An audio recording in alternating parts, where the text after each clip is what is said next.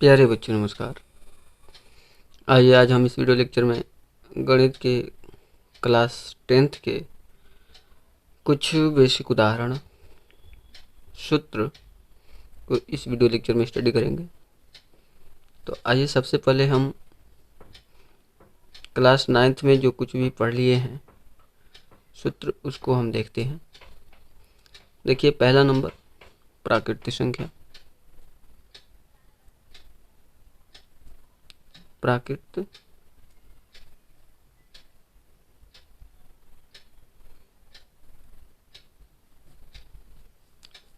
संख्या। प्राकृतिक संख्या जो है वे संख्याएं जो एक से शुरू होती है, यानी गिनती की संख्याओं को प्राकृतिक संख्या कहते हैं। और ये एक से शुरू होती है जैसे, ठीक है। इसके बाद आता है दूसरा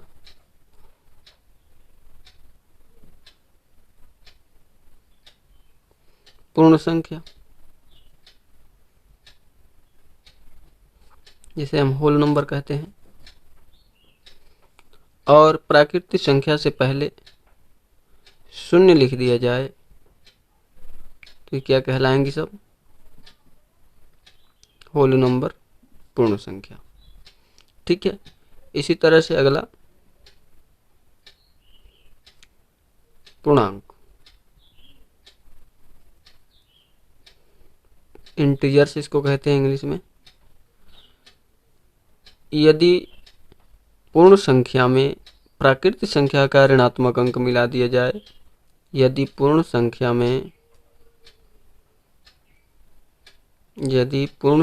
में प्राकृतिक संख्या का ऋणात्मक अंक मिला दिया जाए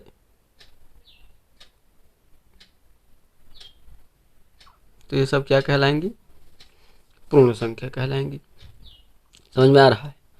पूर्ण संख्या, प्राकृतिक संख्या का ऋणात्मक अंक यदि पूर्णांक में मिला दिया जाए तो क्या कहलाएंगी? पूर्ण संख्या। शून्य के बाद ये सब कहलाएंगी धनात्मक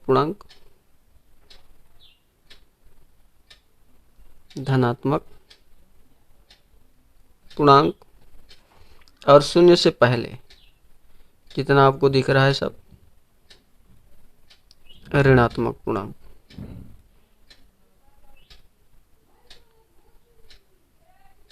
ठीक है, शून्य से पहले ऋणात्मक पूर्णांक और शून्य के बाद धनात्मक पूर्णांक, और शून्य न तो धनात्मक और ना ही ऋणात्मक संख्या है, ठीक है। इसके बाद हम लोगों ने पढ़ा है परिमेय संख्या। परिमेय संख्या, रेशनल नंबर जिसको कहते हैं इंग्लिश में। परिमेय संख्या वे संख्याएं जो p/q के रूप में हो और q शून्य के बराबर ना हो, क्या कहलाएंगी? परिमेय संख्या। जैसे हम लोगों ने 1/2, 3/5, 4। अब 4 क्यों है? क्योंकि इसके हर में हम 1 लिख सकते हैं और 1 शून्य के बराबर नहीं है। हर जो है शून्य के बराबर नहीं है, परिमेय संख्या हो जाएगा, ठीक है। अगला आता है अपरिमेय संख्या। अपरिमेय संख्या जिसे हम इरेशनल नंबर कहते हैं। ये सारी वीडियो पिछले क्लास के बेसिक से लेकर के और चैप्टर वाइज भी हम पढ़ा चुके हैं, ठीक है। उसमें यहाँ पर देख सकते हो आप लोग, ठीक है। तो देखिए अपरिमेय संख्याएं वे परिमेय संख्याएं जो p/q के रूप में ना हो, p/q के रूप में ना हो और q शून्य के बराबर ना हो, ठीक है। p/q के रूप में भी ना हो। देखिए जैसे √3, ये p/q के रूप में नहीं है, लेकिन यदि इसको p/q के रूप में किया जाए तो जो q है शून्य के बराबर नहीं है, ठीक है। तो क्या कहलाएगा ये? अपरिमेय संख्या। पाई, ये भी अपरिमेय संख्या है। 0.1010010001000 सब क्या है? अपरिमेय संख्या, ठीक है। इसके बाद आता है वास्तविक संख्या, रियल नंबर। वास्तविक संख्या, रियल नंबर। तो वास्तविक संख्या परिमेय और अपरिमेय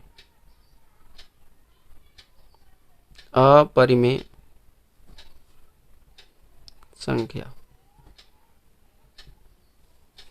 ठीक है। परिमेय और अपरिमेय संख्याओं के समूह क्या कहलाता है? वास्तविक संख्या। परिमेय संख्या में 2 लिख दीजिए, 5 लिख दीजिए, 3/2 लिख दीजिए। अपरिमेय में √2 लिख दीजिए, √5 लिख दीजिए, पाई लिख दीजिए। सब क्या है? परिमेय और अपरिमेय संख्याओं के समूह को क्या कहेंगे? वास्तविक संख्या। शून्य परिमेय है कि शून्य परिमेय संख्या है कि अपरिमेय संख्या है? तो शून्य यहाँ पर परिमेय संख्या है, ठीक है। शून्य परिमेय संख्या है क्योंकि हम इसके हर में 1 लिख सकते हैं और हर शून्य के बराबर नहीं है, इसलिए क्या है? परिमेय संख्या है। जबकि पाई अपरिमेय संख्या है। पाई का मान 22/7 ये परिमेय संख्या है, लेकिन पाई क्या है? अपरिमेय संख्या है, ठीक है।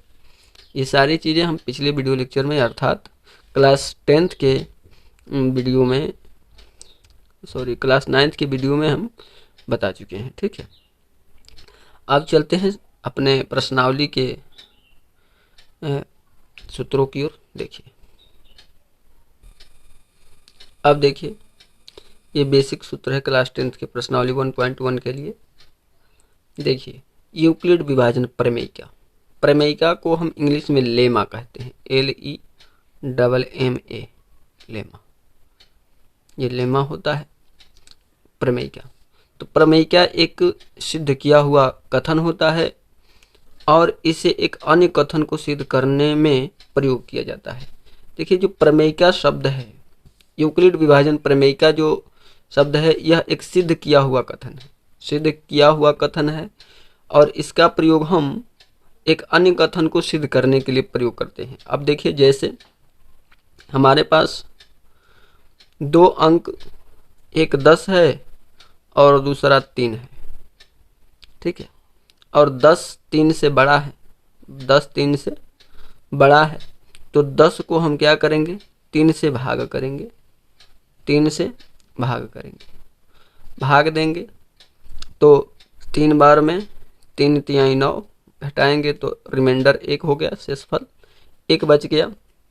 अब यहाँ पर देखिए क्या लिखेंगे?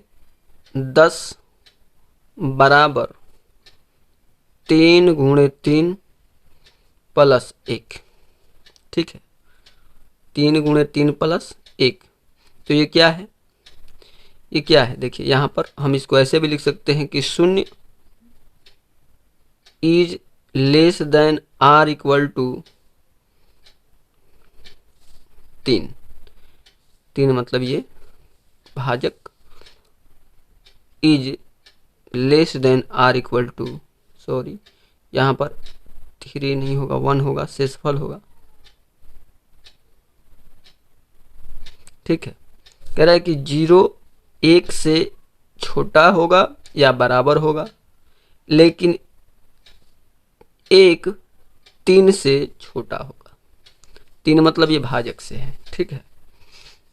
बात समझ में आ रही है? जब हम भाग देंगे तो ये जो 1 है, जो शेषफल है, या तो 0 के बराबर होगा, या तो शेषफल 0 आएगा, या 0 से बड़ा आ सकता है। लेकिन ये जो शेषफल आएगा हमेशा इस भाजक से छोटा ही होगा, ठीक है। यहाँ पर ये चीज़ समझाया गया है। और ये क्या है? और यही जो है प्रमेयिका है, यूक्लिड विभाजन प्रमेयिका। देखिए यहाँ पर देखिए, 2 धनात्मक पूर्णांक a और b रहने पर ऐसी अद्वितीय पूर्ण संख्याएं p और q विद्यमान है कि a बराबर bq + r, जहां 0 is less than r equal to r is less than to b। मतलब कि 0 r से छोटा होगा या बराबर होगा, लेकिन r b से छोटा होगा, ठीक है। अब देखिए, यहाँ पर ये कह रहा है कि A और B दो अलग अलग क्या है, पूर्णांक है। इन पूर्णांक में A B से बड़ा है, तो जब B से A को भाग देंगे तो भागफल Q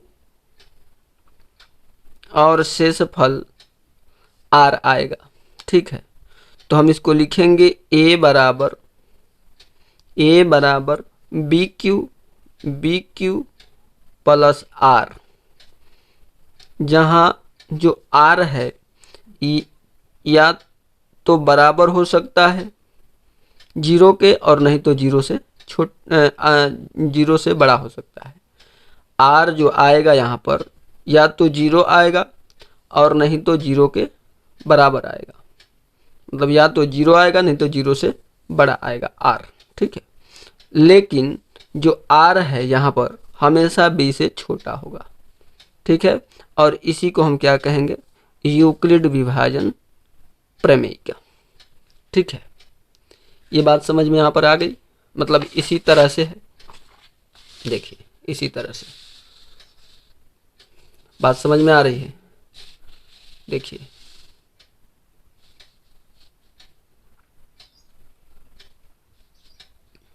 दिख रहा है यहाँ पर 10 है, 3 है, A है, B है, भाग देंगे। ठीक इसी तरह से है। ठीक है, तो ये क्या कहलाएगा, यूक्लिड विभाजन प्रमेय का। ठीक है, अब देखिए आगे,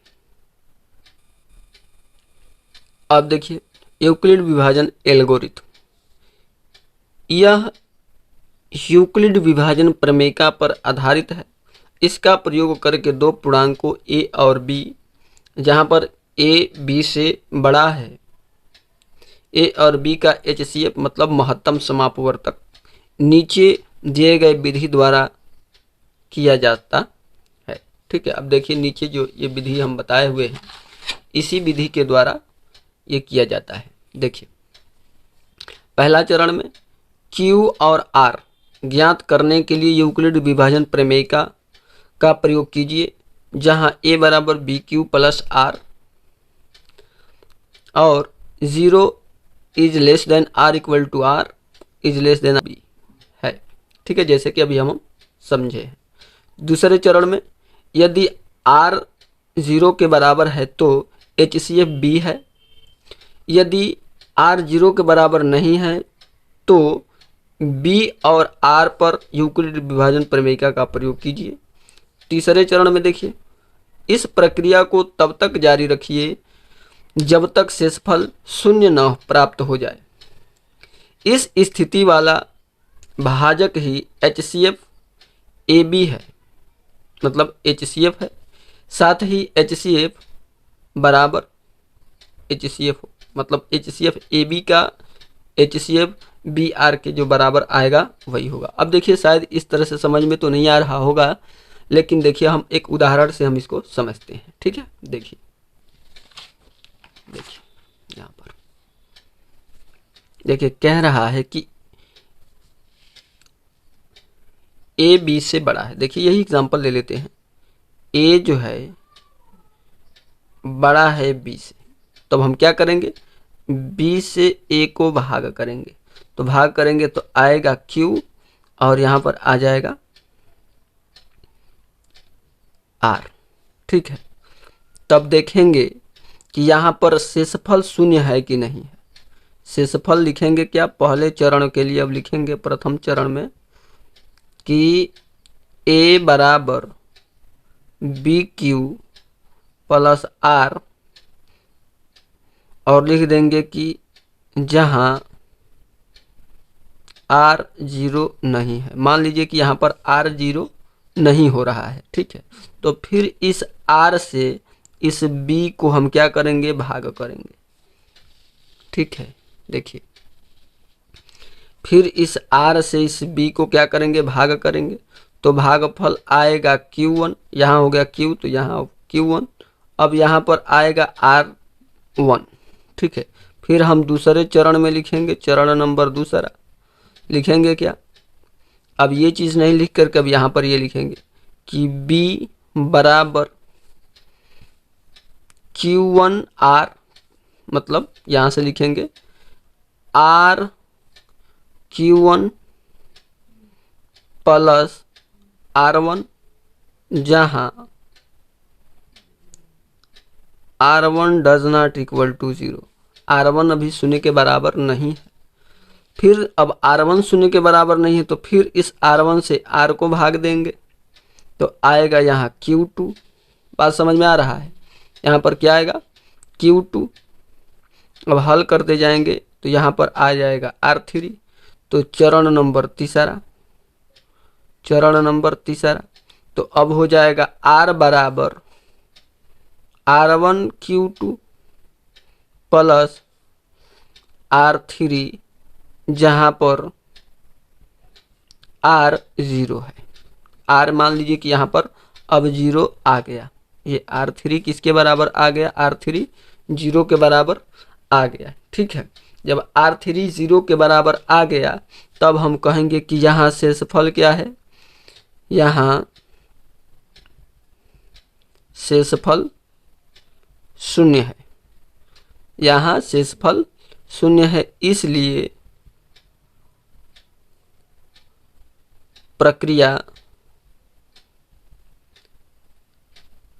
यहाँ समाप्त होती है। इसलिए HCF की प्रक्रिया यहीं पर समाप्त होती है। चूंकि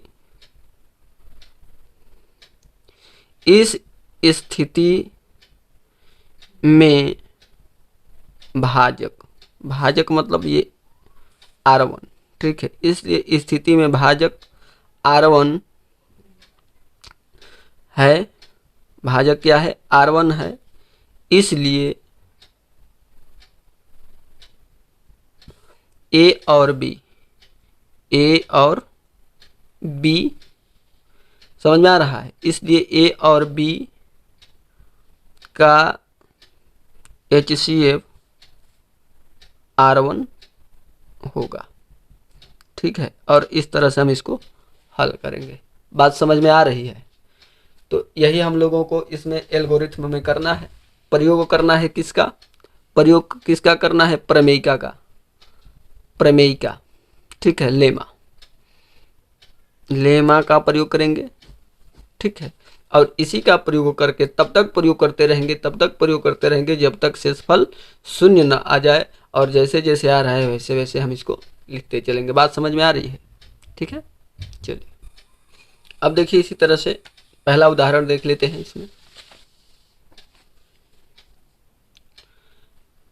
देखिए पहला उदाहरण कह रहा है कि 4052 और 12576 का HCF यूक्लिड विभाजन एल्गोरिथ्म का प्रयोग करके ज्ञात कीजिए। देखिए यहाँ पर दिया है 4052 और दिया है 12576। ठीक है, यहाँ पर हम 12576 बड़ा है किससे? 4052 से। तो अब क्या करेंगे कि 4052 से 12576 को भाग करेंगे। ठीक है, तो जब हम इसको भाग करेंगे तो ये जाएगा पहले 3 बार। ठीक है, 3 दूनी 6, 3 5 15, 3 चौके 12। ठीक है, घटाइए 0 2 4 कट गया 420। यहाँ पर अभी शेषफल 0 नहीं है तो हम लिखेंगे चरण नंबर पहले चरण में लिखेंगे कि यहाँ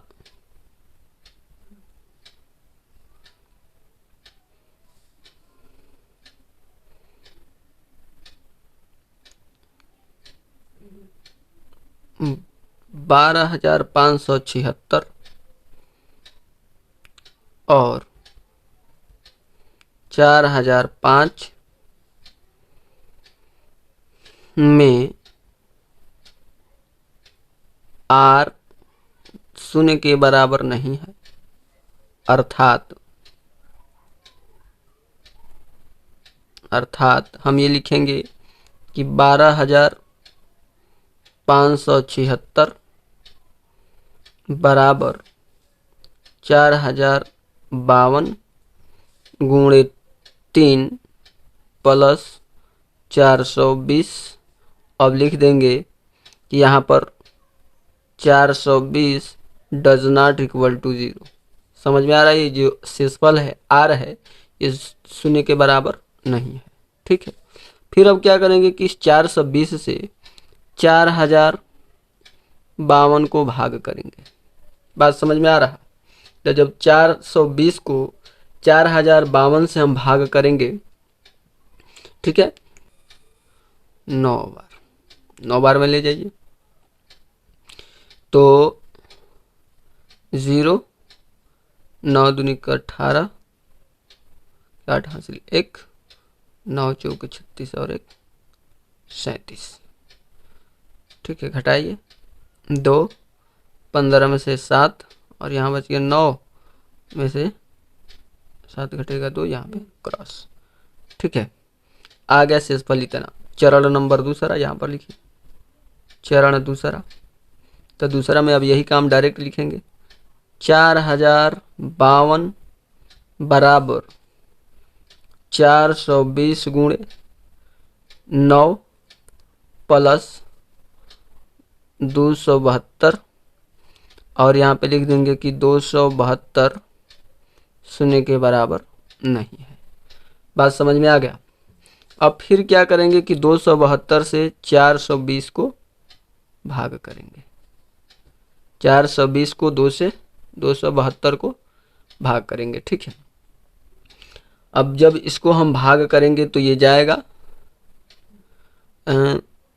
एक बार में। ठीक है, तो हो जाएगा 272 घटाएंगे तो 8, यहाँ से बच जाएगा 4 और यहाँ से 1। यहाँ पर भी शेषफल शून्य नहीं हो रहा है। तब तीसरे चरण में लिखेंगे, चरण नंबर तीसरा। तीसरे चरण में लिखेंगे, तीसरे चरण में 420 बराबर 272 गुणे 1 प्लस 148। अब देखिए यहाँ पर क्या है कि 148 0 के बराबर नहीं है। ठीक है, तो अब क्या करेंगे कि फिर 148 से इसको भाग देंगे। देखिए यहाँ पर दे रहे हैं 148 से 272 को भाग देंगे, फिर एक बार जाएगा तो 148 घटाइए 4 और यहाँ से घटेगा तो हो जाएगा 2 और यहाँ पर 1। ठीक है, फिर यहाँ पर भी क्या है, शेषफल शून्य नहीं हो रहा है। तो अब चौथे चरण में लिखेंगे, चरण नंबर 4। ये प्रक्रिया तब तक जारी रखेंगे जब तक शेषफल शून्य ना हो जाए। तो देखिए 272 बराबर 148 गुणे 1 प्लस 124। यहाँ पर 124 0 के बराबर नहीं है। ठीक है, फिर 124 से भाग देंगे 148 को। अब कितने बार जाएगा? ये भी एक ही बार जाएगा। ठीक है, ये भी एक ही बार जाएगा तो ले जाइए तो 124 घटाइए 4, यहाँ से 2, ये कट गया। यहाँ पर भी शेषफल शून्य नहीं है। अब लिखेंगे चरण नंबर 5। पांचवा चरण में लिखेंगे कि 148 बराबर 124 गुणे 1 प्लस 24। जहाँ पर क्या है 24 भी 0 के बराबर नहीं है, तो फिर 24 हम 124 को भाग करेंगे। ठीक है, अब 24 को 124 से भाग करेंगे तो 5 बार जाएगा। ठीक, कितने बार? 5 बार। तब 5 चौक के 20, 5 दूनी के 10, 2 12, 120 हो गया। यहाँ से बच गया 24। यहाँ पर भी अभी शेषफल शून्य नहीं है। ठीक है, देखिए यहाँ पर घट जाएगा तो ये कट गया ना, केवल 4 बचा, शेषफल 4 बचा। ठीक है, तो अब लिखेंगे चरण नंबर छठवें चरण में लिखेंगे कि 124 बराबर 24 गुणे 5। अब देखिए 124 बराबर 24 गुणे 5 प्लस 4। अब यहाँ पर 4 भी शून्य के बराबर नहीं है। अब 4 से क्या करेंगे, 24 को भाग करेंगे तो 6 बार जाएगा, 4 छक्के 24, शेषफल शून्य हो गया। अब इस चरण में लिखेंगे सातवें चरण में, चरण नंबर 7वें चरण में लिखेंगे कि 24 बराबर 4 गुणे 6 प्लस 0 और लिख देंगे कि 0 बराबर, यहाँ r बराबर 0 लिख देंगे। अब ठीक है, यहाँ पर r बराबर 0 हो गया। ठीक है, r क्या हो गया, 0 के बराबर हो गया। तब हम यहाँ लिखेंगे, यहाँ पर लिखेंगे कि यहाँ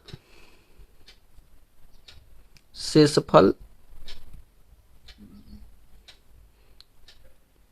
शून्य प्राप्त हो गया। यहाँ पर शेषफल शून्य प्राप्त हो गया है, इसलिए इस प्रक्रिया को यहाँ समाप्त, या इसलिए यह प्रक्रिया, इसलिए यह प्रक्रिया यहाँ समाप्त हो जाती है। इसलिए यह प्रक्रिया यहाँ समाप्त हो जाती है, क्योंकि इस स्थिति में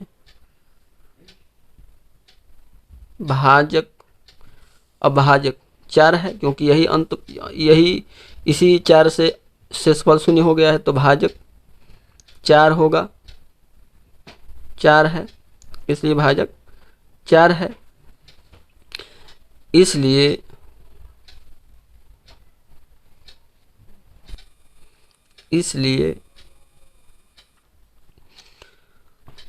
12,576 और 4,052 का HCF 4 होगा। ठीक, और ये हमारा आंसर भी होगा। ठीक है, बात समझ में आ गई।